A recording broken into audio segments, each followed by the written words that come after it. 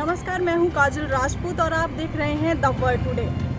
Cabinet की मंजूरी के बाद पूरे 34 सालों के बाद शिक्षा नीति में बदलाव किए गए हैं। इसी मुद्दे पर आज हम बात करेंगे किस तरह की वह नीति है और किस तरह से वह काम करेगी।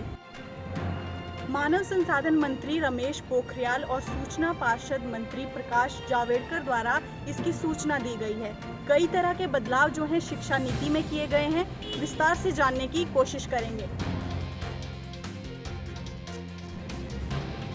अब तक की भारत की स्कूली शिक्षा व्यवस्था जो है 10+2 के फॉर्मेट पर की जाती थी, लेकिन अब इसे बदलकर 5+3+3+4 के फॉर्मेट में कर दिया गया है। यानी कि पहले 5 साल पढ़ाई के ही उन्हें फाउंडेशन स्टेज माना जाएगा, जिसमें कि प्री प्राइमरी के पहले 3 साल और उसके बाद पहली और दूसरी कक्षा के 2 साल जो है शामिल होंगे, जिसमें बच्चों की नींव को मजबूत करने पर ज़्यादा ध्यान दिया जाएगा।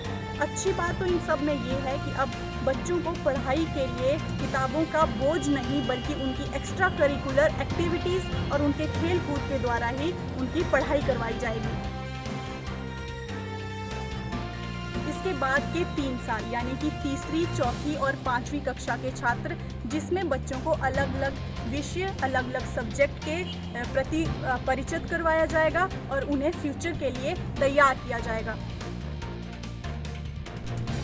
और इसके अगले 3 साल, जिसमें 6वीं, 7वीं और 8वीं कक्षा के छात्र शामिल होंगे, जिनमें उन्हें पाठ्यक्रम के मुताबिक पढ़ाया जाएगा।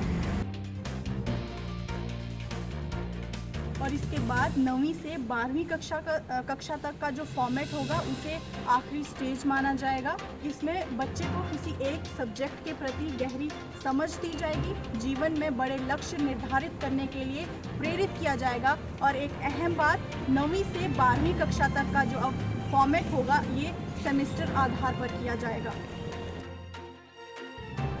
बड़ी बात यह है कि अब स्कूलों में स्ट्रीम सिस्टम नहीं होगा, यानी कि कोई आर्ट्स का छात्र अगर मेडिकल के विषय में रुचि रखता है या मेडिकल का कॉमर्स के किसी विषय में रुचि रख सकता है, तो वह सब्जेक्ट ले सकता है। हालांकि इस पर अभी तक पूरा स्पष्टीकरण आना बाकी है। और एक बड़ी बात, अब 5वीं कक्षा तक की पढ़ाई आपकी स्थानीय भाषा, राष्ट्रभाषा या आपकी मातृभाषा में ही होगी। यानी कि अब इंग्लिश को एक विषय के तौर पर ही पढ़ाया जाएगा और अंग्रेज़ी स्कूलों का ज़बरदस्ती इंग्लिश थोपने का कार्यक्रम अब खत्म हो जाएगा। स्टूडेंट्स का रिपोर्ट कार्ड जो है अब 360 डिग्री असेसमेंट के आधार पर बनाया जाएगा। यानी कि अब बच्चे खुद को भी अंक देंगे और उनके जो क्लासमेट्स होंगे वो भी उसे अंक देंगे, और जो टीचर्स हैं वो भी उस स्टूडेंट को अंक देंगे। उसके आधार पर उस बच्चे का जो है वो रिपोर्ट कार्ड बनाया जाएगा। कॉलेज आने वाले छात्र अगर 12वीं में अच्छे मार्क्स ना लाने की वजह से अपने मन पसंदीदा कॉलेज में कट ऑफ की वजह से अगर एडमिशन नहीं ले सकते हैं, तो उनके लिए एक CAT यानी कॉमन एप्टीट्यूड टेस्ट रखा गया है। अगर वह इस टेस्ट में अच्छे अंक लाते हैं तो वह अंक उनके रिपोर्ट कार्ड के साथ जोड़ दिए जाएंगे। उसके बाद वे अपने मन पसंदीदा कॉलेज में एडमिशन ले सकते हैं। ग्रेजुएशन की पढ़ाई को अब 3 से 4 वर्ष के कोर्स ड्यूरेशन में बदल दिया जाएगा, जिसमें अगर पहले आप बीच में पढ़ाई छोड़ देते थे तो आपको कोई भी सर्टिफिकेट या डिग्री नहीं मिलती थी, लेकिन अब ऐसा नहीं होगा। अब अगर आप 1 साल के कोर्स के बाद, 1 साल की पढ़ाई के बाद कॉलेज छोड़ देते हैं तो आपको 1 साल का सर्टिफिकेट मिलेगा।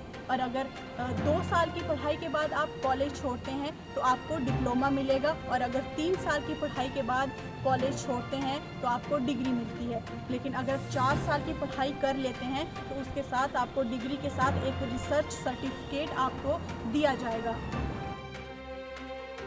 कॉलेज के छात्र भी अब अलग अलग विषयों में पढ़ाई कर सकते हैं, इसलिए इसे मल्टी एंट्री और मल्टी एग्जिट कहा गया है। यानी कि जब चाहे आप आ सकते हैं और जब चाहे जा सकते हैं। और ये पूरी व्यवस्था डिजिटल और ऑनलाइन होगी। कॉलेज के छात्र भी अब अपनी मर्ज़ी से एग्ज़ाम दे सकते हैं, चाहे वो हिंदी भाषा में देना चाहें या अंग्रेज़ी भाषा में देना चाहें। आपका नई शिक्षा नीति के बारे में क्या ख्याल है, हमें कमेंट करके ज़रूर बताइए। तब तक के लिए नमस्कार।